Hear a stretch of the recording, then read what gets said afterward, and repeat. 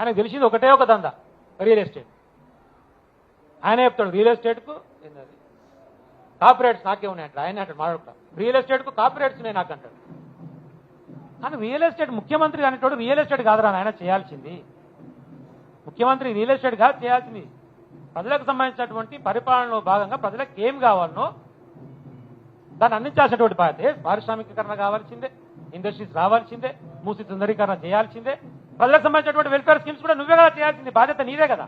ఇందాక ఓఎన్ఆర్ గారు గుర్తు చేశారు, ఇదే మేనిఫెస్టో ఖురాన్ అన్నావు, బైబిల్ అన్నావు, 420 హామీలు ఉన్నాయి, 6 గ్యారంటీల్లో 13 పథకాలు ఉన్నాయి, వాటిని కదా కంప్లీట్ చేయాల్సింది నువ్వు.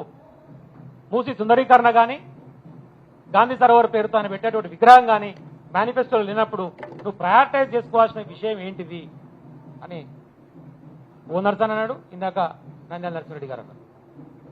నువ్వు ప్రయారిటైజ్ చేసుకుంటావు దేన్ని? పోస్తే రూపాయి లేదు, ఢిల్లీ పోతే చెప్పుల దొంగ లెక్క చూస్తారు, ఏం చేయమంటారు మరి నన్ను అని నువ్వే మాట్లాడుతావు.